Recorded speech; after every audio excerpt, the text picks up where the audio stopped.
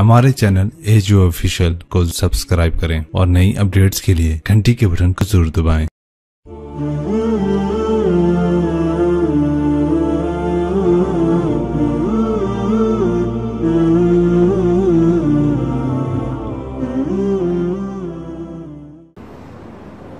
मैं कभी तफसील में इस किस्से को नहीं सुना सका कि मेरे जज्बात मेरे ऊपर गालिब आ जाते हैं, मेरे अल्फाज बिखर जाते हैं, टूट जाते हैं, मेरा बंद टूट जाता है। लेकिन इसकी मिथ क्या है? ये क्यों हुआ? ये क्यों हुआ?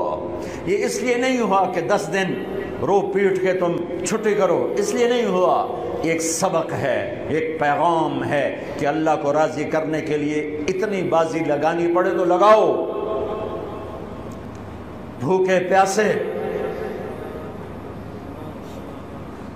ये गर्मी के रोजे आते हैं, 12 घंटे प्यास में आदमी तड़प के रह जाता है। तुम्हें खबर है मेरे नबी की औलाद 72 घंटे प्यासे, प्यास की शिद्दत, पानी का कतरा नहीं, और आगे इंसान की शक्ल में दरिंदे खड़े हुए हैं। जब सारे जान निसार शहीद हो गए, थोड़ा सा सुना भी देता हूँ। जब सारे जान निसार शहीद हो गए तो पीछे अहलुल बैत रह गए। अहलुल बैत, सबसे पहले शहीद का नाम बताता हूँ, मुस्लिम बिन औसज, जो इमाम साहब के, इमाम अली मकाम के काफिले में जो पहले शहीद हैं, मुस्लिम बिन औसज। और उनकी तरफ से जो 2 पहले कत्ल हुए, सालिम और यसार, और उनको कत्ल करने वाले थे उबैदुल्लाह बिन उमैर अल-कल्बी। एक इब्ने ज़ियाद का गुलाम था, एक रबिया बिन ज़ियाद का गुलाम था। वो दोनों निकले तो उसके मुकाबले के लिए बरबर बिन खुदैर और हबीब बिन मुताहिर निकले हुसैन अली मकाम के लश्कर से। तो उमैर बिन वहब कल्बी वो कूफे से उठ के आए थे, कूफे से बीवी समेत आए थे। बीवी का नाम उम्मे वहब, हबशी थे। कहने लगे मुझे अपने ऊपर कुर्बान होने थे, मैं अकेला इन दोनों को काफी, इन दोनों को हटा दे। और नंगे बदन थे, नंगे बदन, जिस्म पे कुछ नहीं। कहा मैं तो मरने हूं, मैं क्यों जिरा पामा जो मैं जीवना है, मैं तो मरना है। नंगे बदन थे। तो उनकी बीवी ने कहा इनको जाने दें, हम दोनों ने आप पर कुर्बान होने की नीयत की हुई। हमने कहा अच्छा, अल्लाह तुझे जज़ा खैर दे, जाओ। तो उस अकेले ने दोनों कम वक्तों को जहन्नुम में पहुंचा दिया, सालिम और यसार। तो उनमें से एक आदमी बोला, ये मरने आए हैं, अगर अकेले अकेले लड़ोगे तुम सबको मार देंगे। और तुसी तो जीवन दे तलबगार हो, मरण दे तलबगार है। मरण वाले नूं मारना कोई सौखा काम हुंदा है। और इन पर कट्ठे हमला करो। फिर हमला आम हुआ। तो पहले शहीद इधर से मुस्लिम बिन औसज, जब वो गिर रहे थे तो कह रहे थे हुसैन की हिफाजत करना जब तक सांसों में सांस बाकी। आपके लश्कर में इधर ज़ुहैर इब्नुल कैन, यानी राइट साइड पर ज़ुहैर बिन कैन एक छोटा झंडा, लेफ्ट साइड पर हबीब बिन मुताहिर एक झंडा, दरम्यान में आपके भाई अब्बास बिन अली, जिनके हाथ में बड़ा झंडा था और बड़ा निशान का जो अलामत था वो अब्बास बिन अली के दरम्यान में था। 32 घोड़सवार थे और 40 पैदल थे। जब उन्होंने पहला हमला किया तो 32 ने 3000 का मुंह पीछे कर दिया। तो इब्ने ज़ियाद ने कहा पहले इनके घोड़ों को मारो, इनके घोड़ों को मारो। तो 500 तीर अंदाजों ने इकट्ठे उनके घोड़ों पे तीर चलाए। तो सबके घोड़े गिर के ख़त्म हो गए। फिर सारी पैदल हो गए, तो फिर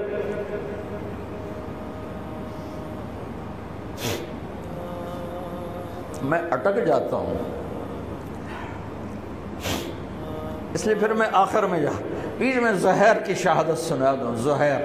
ज़ुहैर इब्नुल कैन, जब नमाज का वक्त आया, ज़ुहर का वक्त दाखिल हुआ, तो आपने इशारा किया, ज़ुहैर ये शिमर से कहो नमाज पढ़ने दे, नमाज पढ़ने दे। हाँ, अगर 1439 साल में नमाज की माफ़ी होती तो अहले करबला को होती। लेकिन हुसैन ने सजदे में सर रख के बतलाया کہ نماز نہیں چھوٹ سکتی، سر کٹ سکتے ہیں۔ تو انہوں نے آگے ہو کر کہا کہ بھائی نماز کے لیے جنگ روکو۔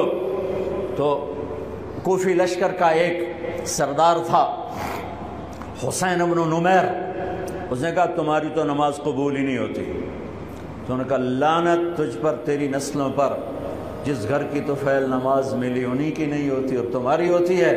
تو واپس آ کر کہنے لگا کہ وہ نماز کی اجازت نہیں دے رہے۔ فرمایا نماز تو نہیں چھوٹے گی نا۔ یہ فیصل آباد والوں کو نہیں، 7 بر اعظم کے ایمان والوں کو پیغام ہے کہ زیر خنجر بھی یہ پیغام سنایا ہم نے، نماز نہیں چھوٹ سکتی، نماز نہیں چھوٹ سکتی۔ اللہ کی قسم کوئی مسئلہ نہیں تھا اگر یہ چھوڑ دیتے۔ جنگ سے پہلے آنکھ لگ گئی، آنکھ کھلی تو ہنس پڑے۔ بہن نے پوچھا ایک کیڑا ہاسے دا ویلا ہے، موت سر تے کھلوتی ہے۔ فرمایا بہن ابھی اللہ کے نبی کو خواب میں دیکھا ہے، کہہ رہے ہیں بیٹا میں لینے کے لیے آ چکا ہوں، موجوں ہو گئی، لینے کے لیے آ چکا ہوں۔ چھوڑ دیتے تو پھر گلستان کالونی والوں کو بھی گنجائش مل جاتی، چھٹی جا سکتی ہے۔ 6 بر اعظم کے انسانوں کو پیغام دیا کہ ٹکڑے ٹکڑے ہو جاؤ، نماز نہیں چھوٹ سکتی۔ فرمایا آدھے نماز پڑھو آدھے جنگ کرو، صلاۃ خوف۔ آدھوں نے نماز پڑھی آدھوں نے جنگ کی۔ 15-20 تو پہلے شہید ہو چکے تھے، پھر آدھوں جنہوں نے نماز پڑھی تھی انہوں نے جنگ کی اور دوسروں نے جا کے نماز ادا کی۔ عصر سے پہلے سب۔ جب زہیر گرنے لگے تو انہوں نے حضرت حسین کے کندھے پر یوں ہاتھ مارا، گرتے گرتے اقبل ہدیت ہادیا مہدیا اليوم تلقى جدك النبي حسنا والمرتضى عليا والشهيد الجعفر الكمية واسد الله المحيا۔ ہاں آگے بڑھ، تیرے لیے تیرا نانا پھولوں کے ہار لے کے کھڑا ہوا، آگے بڑھ، آج تیری ملاقات کا دن ہے۔ آج تو اپنے بھائی حسن سے ملے گا، باپ علی سے ملے گا، چچا جعفر سے ملے گا، اسد اللہ حمزہ سے آج تیری ملاقات ہے۔ ان اشعار کے ساتھ آپ نے جان اپنے اللہ کو سپرد فرمائی۔ جب سارے جان نثار ختم ہو گئے، اب اہل البیت کی باری آئی تو سب سے پہلے آپ کے بیٹے علی الاکبر نے تلوار اٹھائی گا، ابا جان آپ سے پہلے مرنا چاہتا ہوں، آپ کو مرتا نہیں دیکھ سکتا، آپ سے پہلے مرنا چاہتا ہوں، مجھے اجازت دیجیے۔ ہم نے کہا بڑھو اللہ کے نام پر، جا ملو اپنے اجداد کے ساتھ۔ تو بڑے حسین تھے علی الاکبر، جس طرف گئے وہ آگے آگے، کوفی آگے آگے، یہ پیچھے پیچھے، تو 1 اور 3,000 کیا مقابلہ تھا۔ آخر خاک و خون میں لوٹائے گئے، تڑپ کے گرے۔ تو پھر حسن کے بیٹے قاسم کا چچا، میں نے جانا اس قافلے میں، اس حسینی قافلے میں اہل البیت وہ 17 قتل ہوئے، ان میں سب سے حسین قاسم تھے، قاسم بن حسن، قاسم بن حسن۔ جب ان پر تلوار کا وار پڑا تو ان کا ہاتھ کٹا اور نیچے گرے تو ان کا یا عمّا، ہائے چچا۔ تو حضرت حسین زخموں سے چور ہو چکے تھے، لیکن جس سے بجھتی شمع بھڑکتی ہے، اب زخمی شیر کی طرح لپکے اور کائی کی طرح مجمع کو چیرا۔ جب وہاں پہنچے تو وہ ایڑیاں رگڑ رہے تھے اور خاک و خون میں لت پت تھے، تو اٹھا کے سینے سے لگایا۔ ان کی آخری ہچکیاں ان کے سینے پہ ختم ہوئیں۔ کہنے لگے بھتیجے آج تیرا چچا بڑا بے بس ہے، آج وہ تیری مدد کو نہیں آ سکتا ہے، لیکن ایک دن آنے والا ہے جب تیرے نانے کی عدالت میں فیصلہ ہوگا۔ پھر ان کی لاش کو اٹھایا،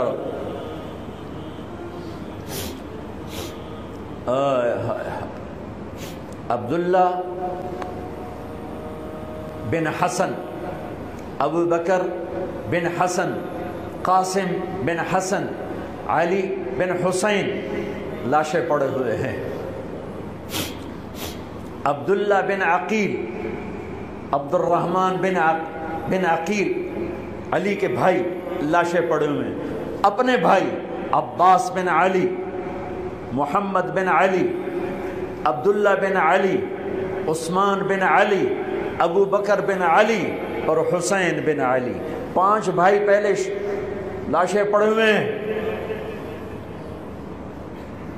اون بن عبداللہ بن جعفر، محمد بن عبداللہ بن جعفر، عبد الرحمن بن مسلم بن عقیل، جعفر بن مسلم بن عقیل، عبداللہ بن مسلم بن عقیل، عبداللہ بن ابو سعید بن عقیل، یہ سب اہل البیت ہیں جن کے لاشوں کے انبار ہیں۔ اور آخر میں ایک بچہ 2 سال کا عبداللہ، آپ کو خواب و خیال بھی نہیں تھا کہ اس بچے پر بھی کوئی اس طرح کا ظلم و ستم ڈھائے گا، تو آپ جب اکیلے رہ گئے تو آپ نے کہا عبداللہ کو بھیجو۔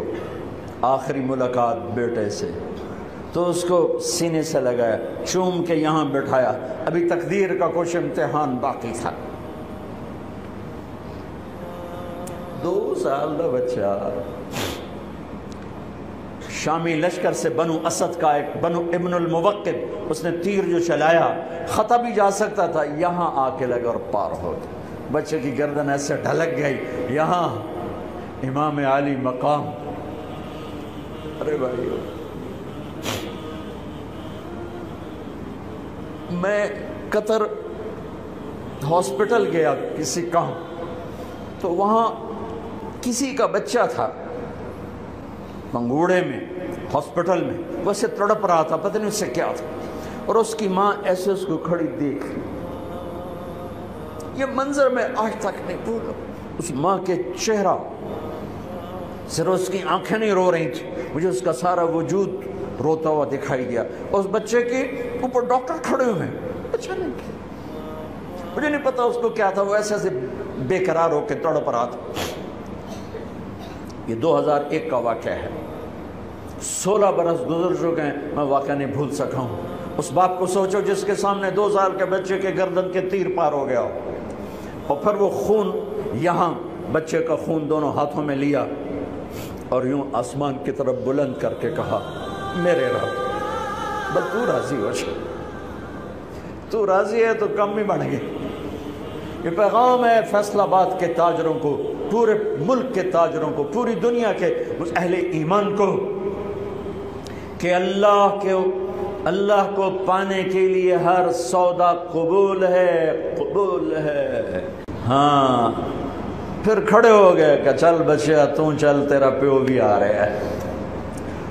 اور اب آپ کو شہید کرنا کوئی مسئلہ نہیں تھا، زخموں سے چور تھے، لیکن ہر کوئی ڈرتا تھا بھئی میں نہ مارا، تو شمر آیا بدبخت، کیوں نہیں قتل کرتے ہو؟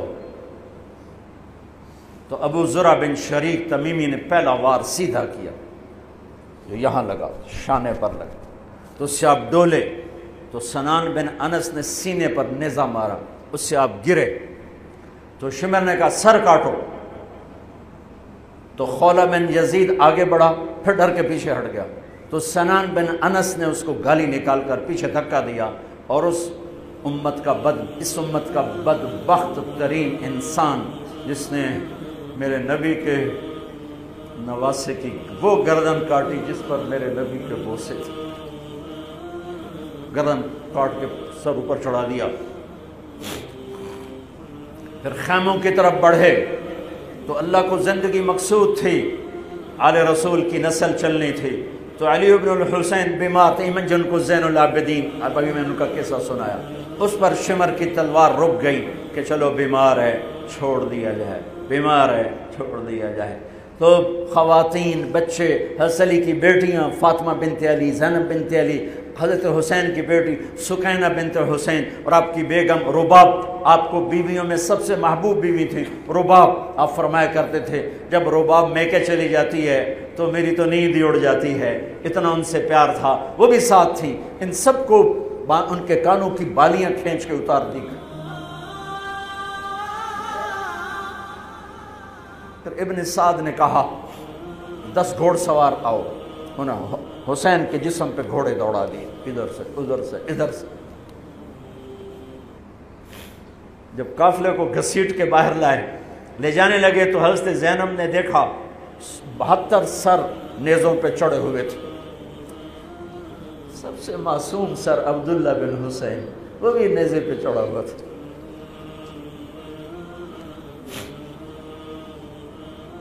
ہم نے کربلا کو افسانہ بنا دیا، یہ کمائی کا ذریعہ بنا لیا۔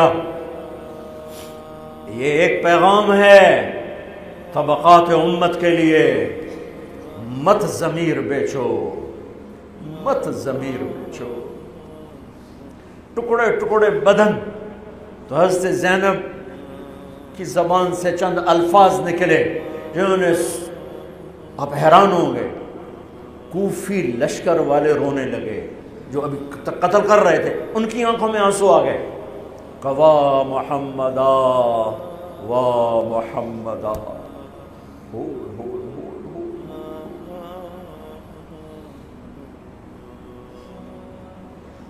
اے محمد مصطفیٰ، اے محمد مصطفیٰ، هذا حسین بالعراء مزمل الدماء مقطع الاعضاء، وا محمدا وا محمدا، اے محمد مصطفیٰ، اے محمد مصطفیٰ، بناتک السبایا ذریتک مقتلہ تصفی علیہا الریاح۔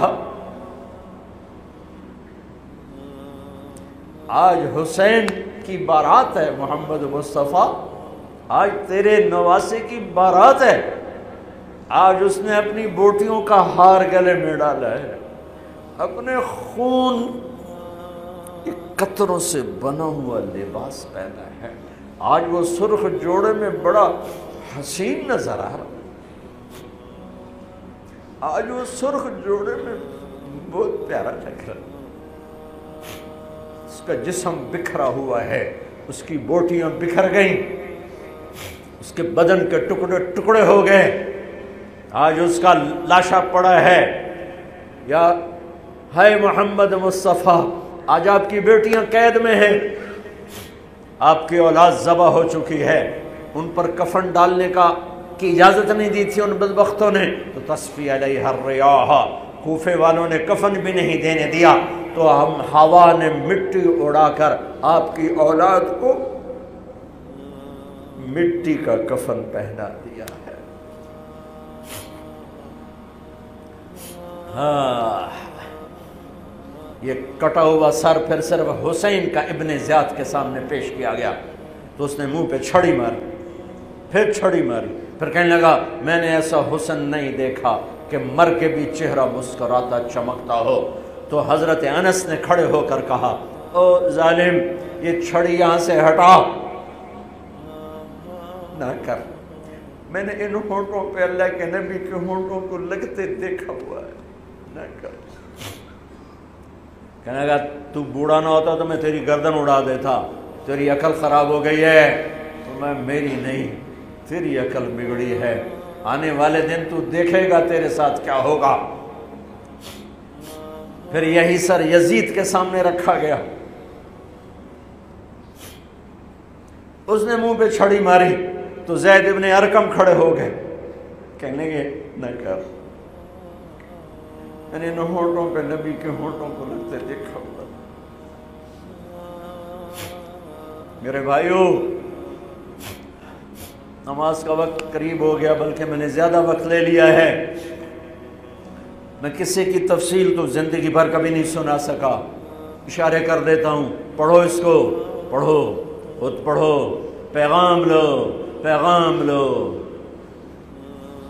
ہے ظلم کا ساتھ نہیں دیا، جھوٹ کا ساتھ نہیں دیا، ذبح ہو گئے نسل سمیت، بچوں سمیت، پوری دنیا کے تجار کو پیغام ہے، جھوٹ سے بچ، خیانت سے بچ، سارے دفتر والوں کو پیغام ہے، رشوت سے بچو، رشوت سے بچو، ظلم و ستم ڈھانے سے بچو، ساری دنیا کے، میرے ملک کا ایک ایک طبقہ ضمیر بیچ کے سویا ہوا ہے،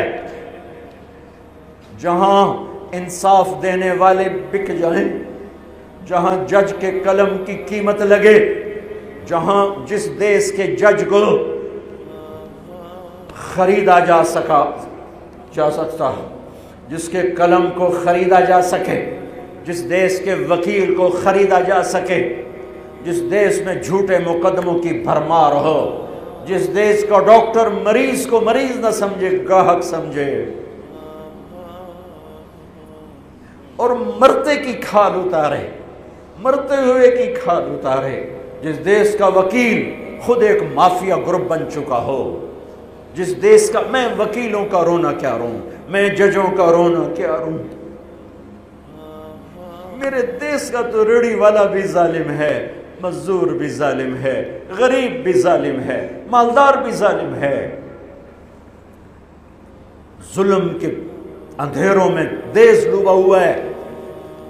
میرے بھائیو، ہمارا نیا سال شروع ہو چکا ہے، اور ہم توبہ کریں اللہ کی بارگاہ میں۔ میرے بھائیو، میں بہت دہراتا ہوں اس بات کو، جس فرد میں، جس قوم میں، جس دیس میں، جس خاندان میں، جس معاشرے میں ظلم ہوگا، جھوٹ ہوگا، دھوکہ ہوگا، وہ تباہ ہو جائیں گے، چاہے مسلمان ہیں چاہے کافر ہیں۔ جس دیس میں، جس قوم میں، جس ملک میں، جس معاشرے میں، جس فرد میں سچائی ہوگی، انصاف ہوگا، دیانتداری ہوگی، اللہ ان کی حفاظت کرے گا، عزت دے گا، چاہے مسلمان ہیں چاہے کافر ہیں۔ دنیا کی عزت ضرور ملے گی، کفر کے ساتھ ملے گی، کہ سچائی، دیانتداری، عدل و انصاف پر اللہ سایہ کر دیتا ہے، چاہے کفر ہے چاہے اسلام ہے، موت تک۔ کافر ہے تو موت تک، موت کے بعد ایمان کا فیصلہ ہے، لیکن اگر ایمان ہے تو یہ جہان بھی بن گیا، وہ جہان بھی بن گیا۔ یہی فیصلہ بات کی بات ہے۔ میں صبح نکلا، سیر کر کے واپس آ رہا تھا، مجھے دور سے ایک ریڑھی والا نظر آیا، سفید داڑھی، پگڑی، تو مجھے بڑا اچھا لگا کہ عام طور پہ ریڑھی والوں کا یہ حلیہ نہیں ہوتا ہے، تو لہٰذا دور سے میری نظروں میں جچ گیا۔ جب میں قریب سے گزرا تو میں نے پھر اس کو ایسے دیکھا، تو میں نے دیکھا وہ رو رہا تھا، ایسے خاموش آنسو، ساز خاموش ہیں فریاد سے معمور ہیں ہم، اور ایک ہاتھ ریڑھی پر تھا، ایک ہاتھ پیٹی پر تھا، جو کوئی پیٹی لایا تھا، اور ایسے رو رہا تھا، ایسے رو رہا تھا۔ تو میں رک گیا، میں نے کہا بزرگو خیریت تو ہے، آپ کیوں رو رہے ہیں؟ تو اس نے مجھے کوئی جواب نہیں دیا، اس نے پیٹی ایسے اٹھا دی میرے آگے، تو وہ پیٹی سیب کی تھی، اس کے اوپر سیب ٹھیک تھے، نیچے سارے گلے ہوئے سیب تھے، تو سارے سیب ایسے بکھر گئے۔ یہ پیٹی میں سیب بھرنے والا نہ تو وکیل ہے، نہ تو ڈاکٹر ہے، نہ تو بھوانے بازار کا تاجر ہے، نہ وہ سیشن کورٹ کا جج ہے، نہ وہ کوئی ڈی سی او ہے، نہ وہ کوئی تحصیلدار ہے، وہ مزدور ہے، غریب آدمی ہے۔ غریب کا ظلم بتا رہا ہوں۔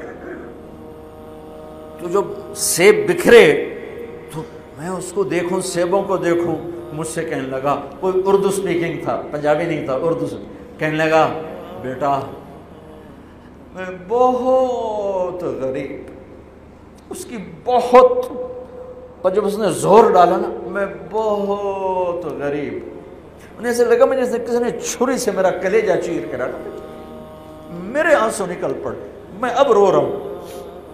اس واقعے کو 30 سال گزر چکے۔ بیٹا میں بہت غریب ہوں، صبح منڈی جاتا ہوں، ایک پیٹی لاتا ہوں، شام تک بک جاتی ہے، بچوں کے لیے تازہ آٹا لے کے جاتا ہوں، آج کسی نے میرے بچوں کی روٹی مجھ سے چھین، آج کسی نے میرے بچوں کی روٹی مجھ سے چھین۔ اسی سیب کی پیٹی کو اب اوپر تک لے جاؤ کہ لوگ جانوں سے کھیل رہے ہیں، اپنی عزت اقتدار، جھوٹی عزتوں کے لیے عزتوں سے کھیل رہے ہیں، جانوں سے کھیل رہے ہیں، حقوق سے کھیل رہے ہیں۔ یہاں ایسے ضمیر بکتے ہیں جیسے بھیڑ بکریاں بکتے، یہاں ایسے زبان کے بول بکتے، اے نہیں کسائیاں کول جاؤ تو بچ سری دے وے زبان بھی آیا تو سر بھی آیا، یہاں ایسے دماغ بکتے ہیں جیسے بکرے کی سری بکتی ہے، ایسی زبانیں بکتی ہیں جیسے بکرے کی زبان بکتی ہے، ایسے ضمیر کے سودے ہوتے ہیں جیسے بھیڑ بکریوں کے سودے ہوتے ہیں۔ اور میری جیب خالی تھی، میرے پاس کچھ بھی نہیں تھا، جو میں تو ایسے صبح نکلا تھا، مجھے اتنا صدمہ ہو کہ ہائے کوئی میری جیب اتنے پیسے تو ہوندے تھے، بابے دی پیٹی جو کے پیسے تھے انہوں میں دے ہی دیندہ۔ آج تک مجھے یہ دکھ رلاتا ہے۔ پھیلا دو سارے پنجاب سے، وہ کراچی سے لے کر خپلو تک، گلگت تک، سب کچھ یہی ہو رہا ہے۔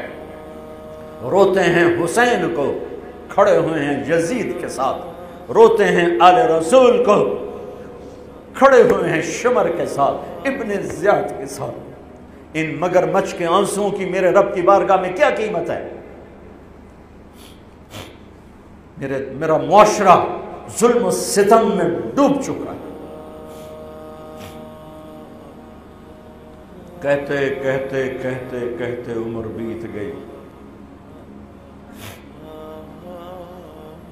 بھائیو جتنے بیٹھے ہو اتنے تو توبہ کریں ہم، کہ آؤ بھائی آج ہم اپنے اللہ کو راضی کرنا، اپنی زندگی کی منزل بنائیں، اپنی زندگی کا مقصد بنائیں۔ ظلم سے نکلو، جھوٹ سے نکلو، بہتان سے نکلو، رشوت سے نکلو، حرام سے نکلو، شراب سے نکلو، زنا سے نکلو، بدکاری سے نکلو، فحاشی سے نکلو، جوئے سے نکلو، جھوٹے مقدموں سے نکلو، جھوٹی گواہیوں سے نکلو۔ قتیبہ بن بکار کی مجلس میں مصر کا بادشاہ واز سنتا تھا، 18 برس آتا رہا، 18 برس، اور ہر سال 1000 دینار، 1000 دینار ان کو گفٹ کرتا تھا، 1000 دینار، کوئی 10 کروڑ روپیہ بنتا ہے، 1000 دینار۔ 18 سال کے بعد ایک فتوے پہ دستخط مانگے کہ یہاں سائن کر دیں، فتویٰ غلط تھا۔ انہوں نے کہا مولوی نو 18,000 دینار دیتے کیوں نہیں کرے گا؟ انہوں نے فرمایا یہ تو شرعاً خلاف ہے، میں کیسے دستخط کروں؟ وہ کہنے لگا کرنے پڑیں گے۔ کہا میرا ضمیر نہیں تم ایسے خرید سکتے، میں نہیں کروں گا۔ کہنے لگا میرے 18,000 دینار واپس کر۔ 18,000 دینار اربوں روپیہ بن چکا ہے۔ انہوں نے کہا مولوی بھکھا ساڈا کھاوے تے ساڈے اگوں سیر چاوے۔ کہنے گے ٹھیک ہے، گھر گئے، 18 تھیلیاں 1000 دینار کی، ان کے رسی بھی گرا بھی نہیں کھولی تھی، گرا پہ سرکاری مہر ہوتی ہے، وہ مہر بھی نہیں ٹوٹی ہوئی تھی، جیسی تھی ویسی لا کر اس کے سامنے رکھ کے کہا تو میرے ایمان دا مول اتنا ہی لایا اے 18,000، نکل جا میری مجلس سے جو کم وقت، تو نے مجھے 18,000 میں خریدنا چاہا، تو نے میرے ایمان کی قیمت یہ لگائی تھی۔ جیسے وہ پڑا تھا اس کے منہ پہ مار دیا۔ بھائیو ایسا اللہ سے ایمان مانگو، ضمیر مانگو جو اللہ پہ تو قربان ہو، لیکن ان سکوں پر نہ بک جائے، ان ٹھیکروں پر نہ بک جائے۔ نیت کرتے ہو سارے؟ توبہ کرتے ہو میرے ساتھ؟ کہو یا اللہ میری توبہ، پھر کہو یا اللہ میری توبہ، پھر کہو یا اللہ میری توبہ۔ پکی ہے تو اللہ کے ہاں قبول ہے، چونکہ میرے رب کو توبہ جیسے پسند ہے۔ سبحان اللہ۔